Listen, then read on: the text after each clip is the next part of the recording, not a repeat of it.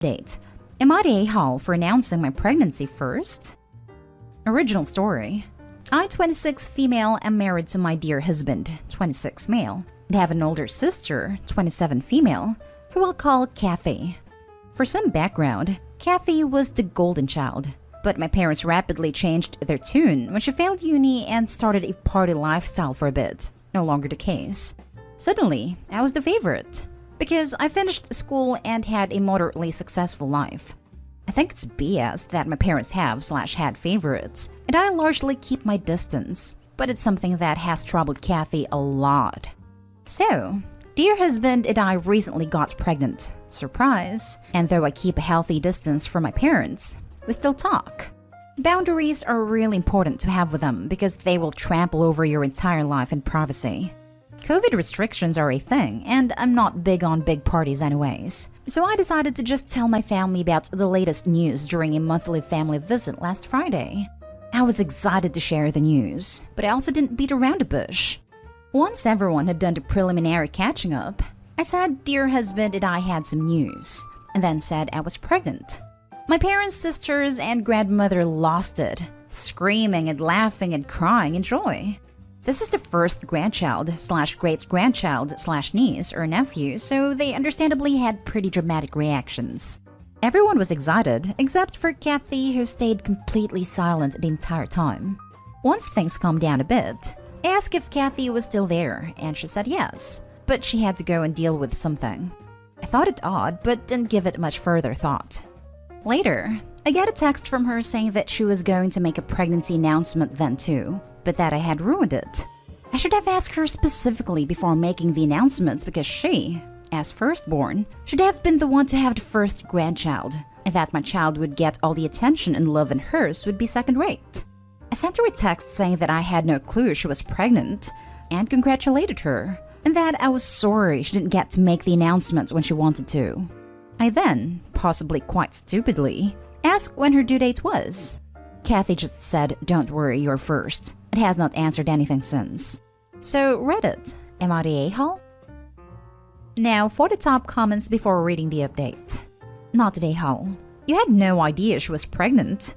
She's just mad because she's not the center of attention, and that's her problem, not yours. I feel terrible for Opie, because you just know her sister is going to be competing like this for the foreseeable future. And while their parents deserve the lion's share of the blame for playing favorites and creating this dynamic, Kathy clearly desires it because it benefits her. And because she grew up in the role of favorite. It's hers and her children's by right. Not the a-hole. How could you be? You didn't know she was pregnant. She didn't know you were pregnant. What's with people making a big deal about having the first kid in the family? In fairness, the big deal aspect predates my sister and I. My entire family absolutely spoils the firstborn of every generation, to the point of absurdity. They seem to be bigger a-holes than her. I understand why she's scared that her child passed second. She should cut the contact or go low for her mental health. They are toxic. Unfortunately, my parents are low contact with her. She's not disowned, but only just, and it happened at her lowest point too. I agree with my parents being the a-holes, which is part of why I'm super low contact with them too. It must have messed her up though, to go from being the golden child to the disappointment that quickly and that harshly. It was awful. Not the a-hole, but try to have some compassion for your sister because your parents are the true a-holes here. They raised you both in a way that encourages you to compete for their affection, and she hasn't broken free of it the way you have. She probably thought that announcement would get her back the love they've been withholding, only to find she was out of luck. Not your fault at all, but I am loath to get too negative with her, because this all comes from your parents' horrible approach to parenting. Exactly this. I said this a lot better than I could have. It's just difficult since we're both adults now on where to draw the line, I suppose you'd say. And now for the update. First things first, I want to thank each and every one of you who commented, voted, and gave their feedback and advice. The outpouring of support was both shocking and overwhelmingly touching. Y'all's compassion was amazing. Thank you all for taking the time. Now on to the update. Sorry it took so long. Kathy took a bit to respond to me. So I waited about a day, and then sent Kathy a long message, essentially saying that I knew she was hurting right now, but that we needed to bond together for our kids. That our parents did wrong by all of us kids, and that we needed to stop the cycle then and there, but we could only do that if we worked together. Corny, I know, but it needed saying. I then finished off by asking her to call me when she had time. Well, she called me after a couple days, and the first thing she did was apologize. Some of you guessed that she had built this up in her head as a band-aid for her relationship with the family, and you were right. I know some people think she was lying about being pregnant, but she was really crying on the phone and full of remorse. She said she was furious initially, and then she was sad. We used to be really close before my parents started pitting us against each other, and she realized that our kids could grow up that close to one another and not resent each other, and she felt guilty for being so greedy. She said she was also afraid because she's not as financially well off as I am, and as a result is afraid for her baby's quality of life, and knew that the golden child would want for nothing. We agreed to take steps to make sure boundaries are enforced and mutual on both our ends, and she agreed to get back into therapy with the potential of a group session in the future. I'm going to be proactive with my parents in making sure things are fair, and I'm reaching out to a friend of mine whose youngest no longer needs their baby supplies and see if she'll be willing to donate them to Kate. Or sell for cheap, that kind of thing. I'm not holding my breath too much because actions speak louder than words, but I'm cautiously optimistic for the future. Check in your and her area for a Buy Nothing group. We have one here and have gotten and given some amazing stuff. Our group is on Facebook. Second this, constantly rotating set of toys and clothes all for free. It's fantastic. Thanks for the update. Good to hear that y'all are trying to mend your fences. Glad to hear things are out in the open. I don't know why, but I feel far more optimistic than you do. I feel very sorry for your sister in your first post, even if she was wrong in that instance. About being proactive with her parents about fairness, I'm curious what that entails if you don't mind sharing? I assume that you would continue to keep your distance. I always wanted a cousin that same age as me, so hopefully your babies will get on well. Best wishes and congratulations to you both. Next story is titled, Am I the a-hole for snapping at my sister at a family dinner? 4 years ago, I, 29 female, miscarried my daughter at 17 weeks of pregnancy. It was a very traumatic experience, and I was in the hospital for a few days because I bled a lot. While I was still in the hospital recovering, my sister came and told me she was pregnant. At the time, I wasn't able to process her news, and my lack of congratulating or being happy for her pissed her off. And 2 weeks later, she told me I was selfish and should have been happy to celebrate her news, as I was laying in a hospital bed having lost my baby girl. At that point, 2 weeks on, I was still in a very dark place, and I will admit her telling me was something I struggled with, and I felt guilty for a while until that guilt turned into dislike for her lack of understanding and empathy for me. Our relationship was strained, and we didn't really talk or interact during her pregnancy or when she had my nephew first. Over time, she acted like nothing happened. About 2 years ago, I told her she had really hurt me. She told me I had hurt her, so we were even. I suffered a second miscarriage at 8 weeks, around that time, and I never told my sister about it. I am expecting a little boy in June. This whole pregnancy has been terrifying. From worrying about another late miscarriage to worrying about a stillbirth, it has all been a very real experience for me. My sister was upset I didn't tell her early on in my pregnancy. Then she was mad I wasn't trying to have her be more involved. She confronted me about it at a family dinner, right before the dinner started, and told me we're sisters and I should include her since she's been there, done that, and I've never experienced this stage before. Dinner started, so I didn't get to say anything right then. I hadn't planned to hold it in, but then she made a passive-aggressive comment that at least mom and dad make the effort to bring everyone together and act like we're all family, and she was glaring at me and I snapped. I told her how dare she expects me to act like things are normal when she treated me like crap during the most painful time in my life instead of being understanding. I told her I had felt guilty initially for not being able to be happy, but 2 weeks later, she decides to act like I was a monster for not being happy about her news. And then she expects me to act like everything is fine and we're fine, and that's not going to happen. I told her how she responded to me changed our relationship. My parents and husband calmed me down, and my dad commented that I needed to be careful and think of my baby. Then it came out that I'd had another miscarriage, and it was a crap show. My sister called me a witch for snapping at her the way I did in front of our parents, and she told me it was me who started the whole thing, but not saying congratulations when she told me the news of her pregnancy. She told me I was the selfish one because I was in pain, etc., and that I should be the one making the effort and not her. Am I the a-hole? Now for the comments. Not the a-hole. Announcing your pregnancy to someone who's in the hospital recovering from their own miscarriage is tactless at best and heartless at worst. Then she had the audacity to be mad that you weren't happy for her? I can understand why you didn't tell her about this pregnancy earlier. I wouldn't have either. Yeah, this is crazy. Also, sister keeps on freaking going by. At this point, I can only call it purposefully riling up Opie. You cannot be this dense, man. I also lost a daughter at 17 weeks, and if my sister had done that to me while I was in the hospital recovering, I would never speak to her again. You were not the a-hole, and your sister was an awful human being. So awful. Big time. I lost my first at 16 weeks. Second was a 30-week stillbirth. Third was an 18-week miscarriage. Then I had my son. Another miscarriage. Then my daughter. I would have gone absolutely no contact with this despicable excuse for a human. Not the a-hole. Your sister sounds like a major one for wanting all the news to be about or involve herself in, so she can make it more about her. You have every right to keep your pregnancy a secret if you wish to, and I seriously hope you stay okay and give birth to a happy, healthy little one, Opie. Best of wishes for you on that regard. Seriously, why does everything have to be about sister? Opie's miscarriage had absolutely nothing to do with sister.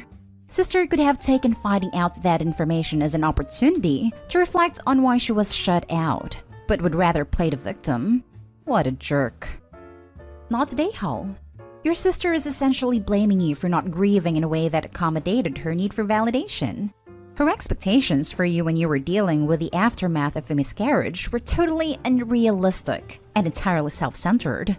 She needs to grow up and realize that the world does not revolve around her. Until then, I would suggest you make it clear to her and the rest of your family that your very real grief will never come second to her selfish need for validation. And every time she brings it up without an apology and changed behavior, she's just driving a wedge further between you two. Seriously though, who does that? What she did was like showing up at a funeral and announcing a pregnancy, and then getting mad at anyone there who doesn't take a break from their sorrow to appropriately congratulate her. You were still in the hospital for crying out loud. Holy crap, that is so callous and inconsiderate. Now for the last story. Am I the a-hole for not replacing my nephew's pants and shoes after my daughter threw up on them? My husband and I have two daughters. Amelia is 6 and Paige 3. Paige recently started throwing up whenever she gets scared. We're not entirely sure why she does this, but we know she can't control it. My brother, sister-in-law, and their kids, 7 male and 5 female, were here yesterday, and one of the first things we told them was that nobody's allowed to scare Paige, and that if she gets scared, she will throw up. My nephew wanted to test this, so he hid behind Paige's door and scared her when she went to her room. She threw up on his pants and shoes and ran to find me. I calmed Paige down and started to get her ready for her nap while my husband cleaned up the vomit, when my sister-in-law came to me asking about when I'll pay her for my nephew's pants and shoes or when I'll buy new ones. I asked what she was talking about, and she said that since Paige destroyed the clothes, I need to replace them. First of all, I'm pretty sure vomit comes out in the wash. If not, we have some kind of stain-removing fairy/genie/wizard living in our washing machine. And second, everyone was given a warning that if they scare Paige, she'll throw up, and nephew decided to scare her anyway. My sister-in-law got huffy and insisted that we need to replace nephew's clothes. My brother tried telling her it's fine and it'll come out in the wash, but she continued to argue. I eventually told her she could either shut up or leave. She chose the latter and has been complaining to my brother about the pants and the shoes since. Am I the a-hole for not replacing my nephew's pants and shoes after he made my daughter throw up in them? We told them was that nobody's allowed to scare Paige and that if she gets scared, she will throw up. My nephew wanted to test this, so he hid behind Paige's door and scared her. Not the a-hole. That's all I needed to make that decision. Exactly this. I was totally ready to go the other way when I first read a title, but Obi told them not to do it and exactly what would happen if they did. It's not their fault the kid didn't listen. And they're not destroyed. Sister-in-law is just looking for some money/new stuff because it's totally washable. Definitely not today, Hall. Not today, Hall. Your sister-in-law sounds difficult. Yeah. Not today, Hall. Also, surprised that this was your sister-in-law's only reaction. Not surprised that her son disobeyed a direct request or an apology for his behavior. At least he learned that actions have consequences. Not today, Hall. I don't suppose in all your sister-in-law's grandstanding she bothered to address the tormenting her 7-year-old son did to your 3-year-old daughter? And how she's going to teach your nephew to respect other people? And if your nephew jumped out trying to scare your daughter and tipped red wine, or something similarly staining, all over himself because of his actions, would she expect you to pay for her child's choices in that instance too? I hope your nephew apologized for upsetting your daughter. It's clear where the kid got his attitude from anyway. Not today, Hall. Even if you hadn't warned them, vomit comes out of the wash. And the most you owed her is a load of laundry. You did warn them, and your nephew took it upon himself to go directly against that. Play stupid games, win stupid prizes.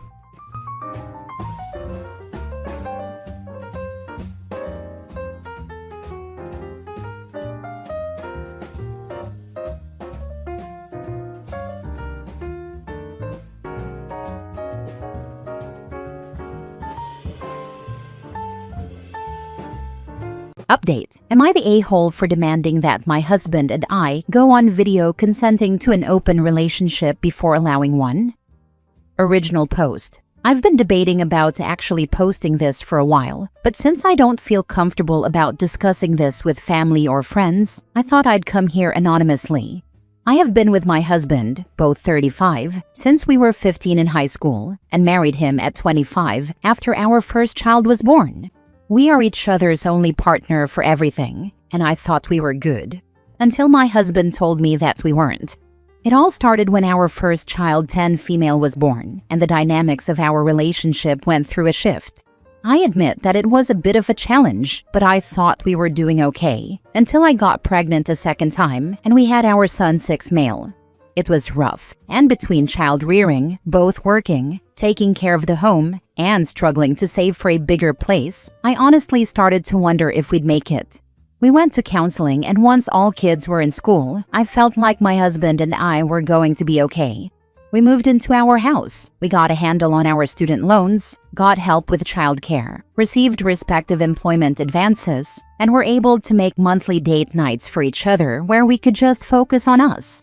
It wasn't perfect, but I truly believed that we were good.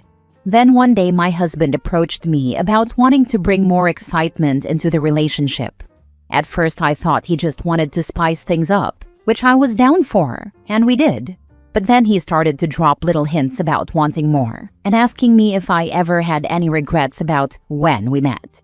It took a while for me to be honest with both him and myself, but I finally admitted that there were certain I wish we could have done differently, and he seized that moment to bring up opening up the marriage. I was shocked, confused, hurt, and the thought of cheating entered my mind. He assured me that it wasn't, and sent me articles and videos about ethical non-monogamy, but I wasn't initially open to it. Unfortunately, my husband didn't stop and kept pestering me about it, to the point where it would ruin our date nights. And after a year, I relented just to get it over with, but insisted on some ground rules. One of them being that I wanted us both to sit down together and record ourselves consenting to allowing the other to have a partner. When my husband asked why, I showed him a post about a woman who was in an open relationship with her husband, and one day while she was out with her boyfriend, a relative of the husband saw, took pictures, and then confronted the wife with the entire family. They accused her of cheating, and her husband just let her take the fall. I don't ever want to be in that position, but my husband dismissed it, saying that what happened to her won't happen to us, and that no one else needs to be in our relationship, which I found laughably ironic. I told him no video confirmation of consent, then no open relationship. My husband thinks I'm being paranoid, unreasonable, selfish, unfair, and unwilling to compromise. Am I the a-hole? Now for the top comments before reading the update. I'm more concerned that you seem to not actually want an open relationship. It's not an open relationship if you have to coerce your partner into accepting it. How vile to actually think you have permission to sleep around when you emotionally beat your spouse into submission.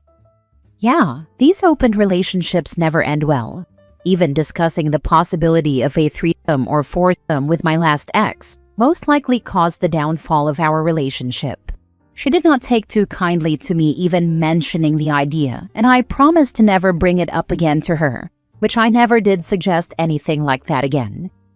My husband thinks I'm being paranoid, unreasonable, selfish, unfair, and unwilling to compromise.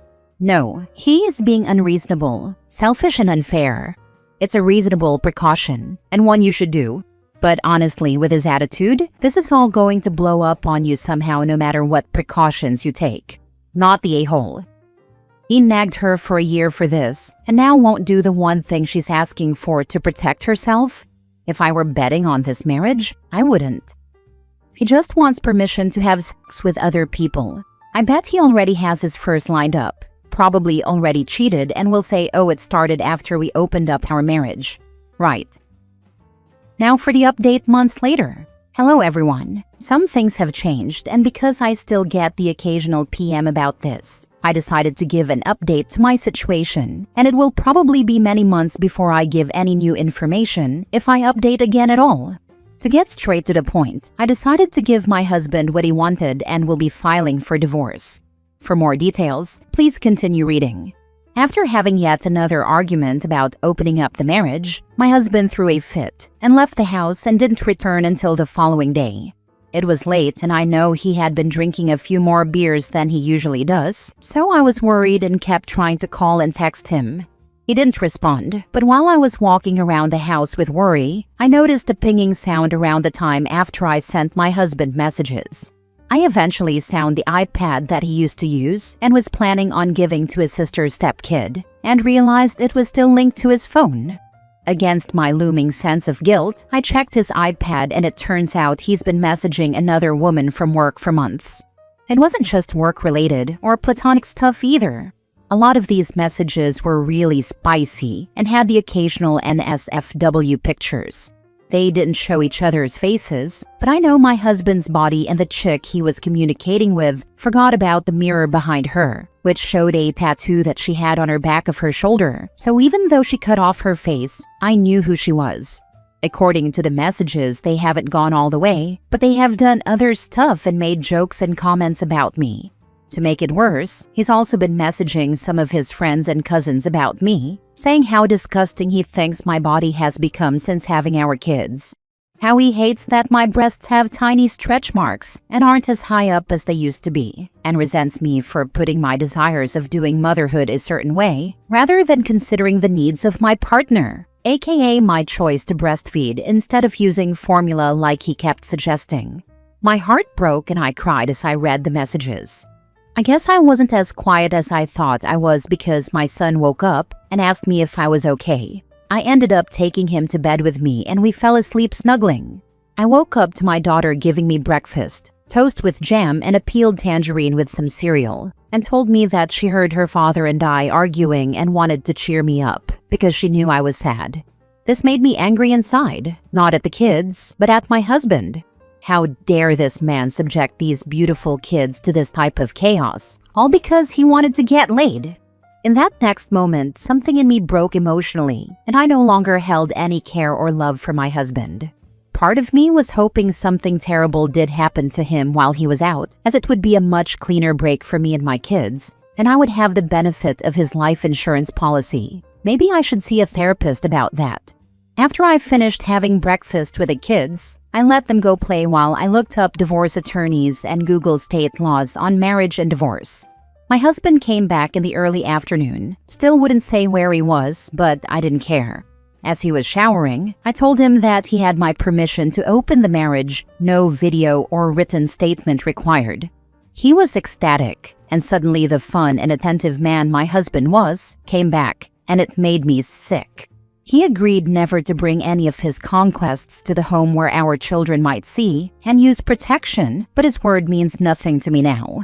Over the next couple of days, I used my lunch breaks to have phone meetings with lawyers, and I believe I've found the one for me. Since I gave my husband the green light, he's not being covert about his adventures and even showed me his Tinder profile. I smile but say nothing, and I'm just collecting whatever evidence I can pass on to my lawyer. My plan is to serve him and pretend to be the aggrieved wife who found out about his adultery and lie about giving him permission to family and friends. No one outside of my lawyer knows that I'm gearing up for divorce in real life, and there is no changing my mind. Thank you for reading. Good job. I recommend, however, that you take an STD test. It's obvious that you no longer want to touch that animal, but you don't know for how long he has been unfaithful to you before this open marriage thing. Also, please give an update on that little jerk's reaction when he receives the papers. Facts. OP. That open marriage spin was just him soft-launching cheating with a safety net. You handled this with so much grace and clarity. He played his stupid game, and now he's getting the prize he earned. Hope that video moment sticks with him when those papers land. This guy is a massive a-hole. You, my dear, take care of yourself and those kids of yours. Collect your evidence and don't tolerate the disrespect. Seriously sorry, you married a massive a-hole. Last story. Update. Am I the a-hole for telling my mother-in-law that she made her choice when she chose to keep seeing my husband's ex? Original post. I, 33 female, and my husband Tom, 35 male, have been no contact with most of his family for 3 years. In that time, we had our boys, which has made my mother-in-law try to reconnect. The issue centers around Tom's ex, Talia. I'm Indian American, and Tom is white, from a traditional small-town family. Talia, mother-in-law's best friend's daughter, was the perfect small-town girlfriend. Though Tom and I clicked platonically in college, he developed feelings after dating me a while.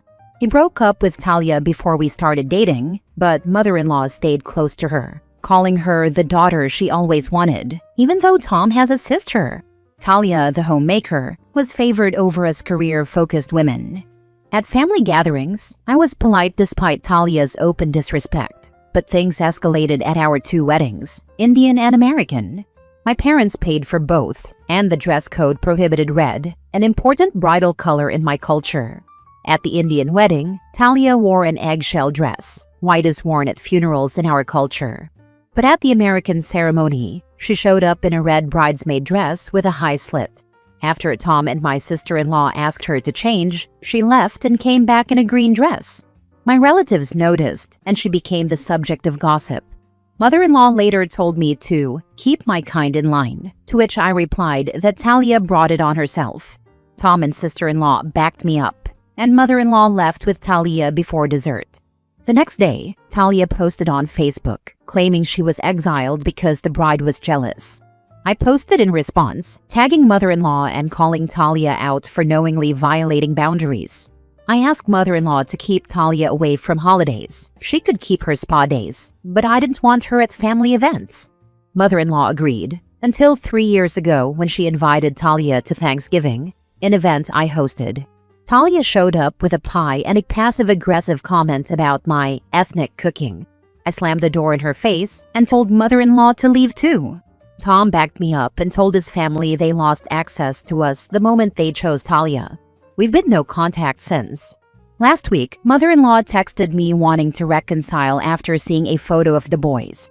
She claimed she's no longer close with Talia, but Facebook suggests otherwise. I told her, you made your choice. Tom doesn't miss them and says life's been better without his mom. Still, my brothers-in-law, father-in-law, and their wives are asking for a second chance. Mother-in-law always wanted to be a grandma, and her other sons don't have kids. But I can't forget the years of disrespect. And Talia's still around. I don't want to reopen the door just to invite chaos back in. Am I the a-hole for telling my mother-in-law she made her choice?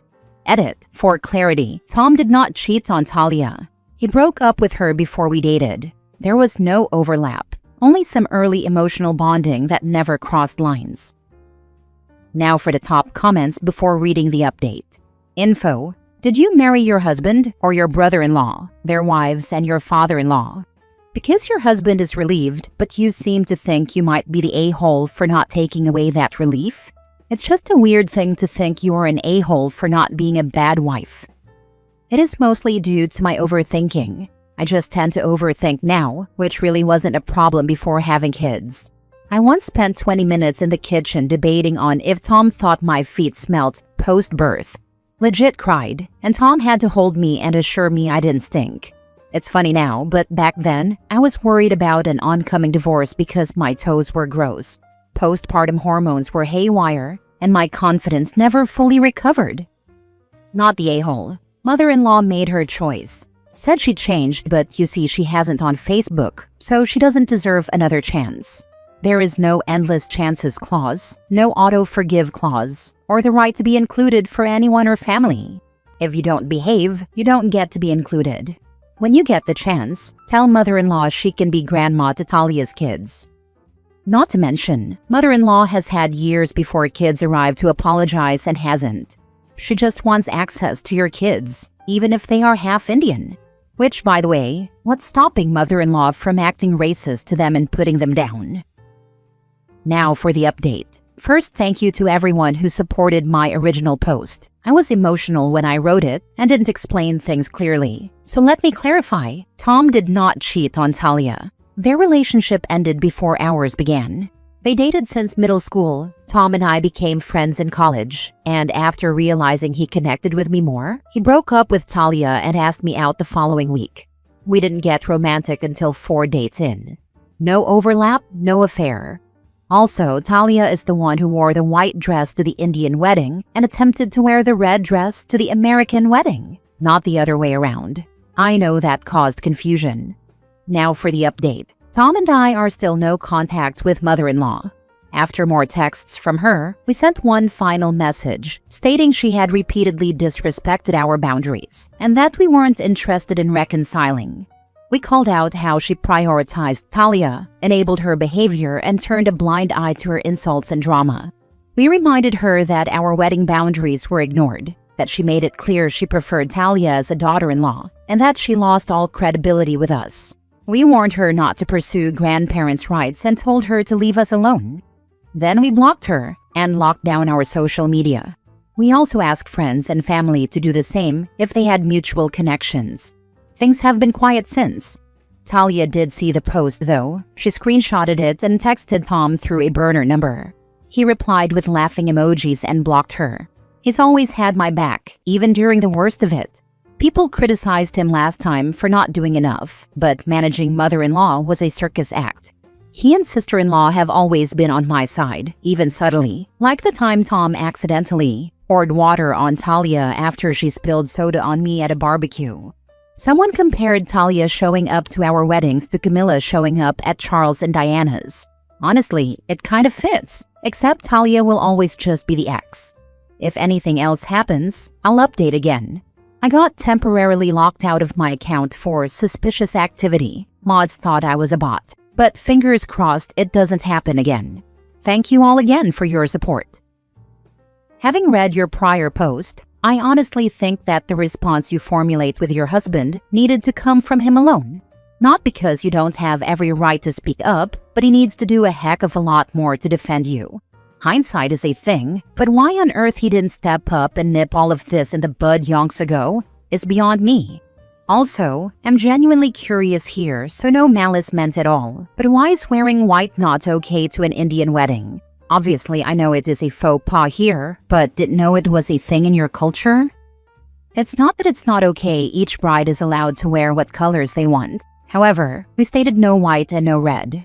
White is typically worn at funerals in Indian culture, so I personally view wearing white, and all its off forms, as someone wishing death to the relationship.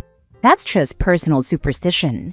Also, Tom has defended me. He and his sister always put up a united front because Talia was deeply ingrained into the family dynamic. Mother-in-law is one of those church ladies, and Talia is also highly involved with the church, so every nook and cranny had a bit of Talia. It wasn't possible to totally cut her off, since at that point in time, we wanted to keep his family in his life. We just had to prove I wasn't leaving. Now we don't care, so no more mother-in-law drama. I asked to be advised when you updated after reading your original post, and I just received the notification. I'm so glad that you don't have to be nice to Talia or mother-in-law anymore, but I think you are counting your chickens before they have hatched. If Talia is really ingrained in mother-in-law's church and is spending all her free time with mother-in-law, who is undoubtedly telling her that she should just wait for you and your husband to fall out, then she is never going to meet someone else. Your mother-in-law has total control of this woman. It's scary. You are doing exactly what you should be doing. Stay as far away from both of them as possible, and make sure you have CCTV cameras on your home. We got cameras not long before the boys were born since our neighbor's car got vandalized. We have them all around the house and inside. So, needless to say, I understand the sentiment. I don't plan to ever have contact with mother-in-law or Talia again.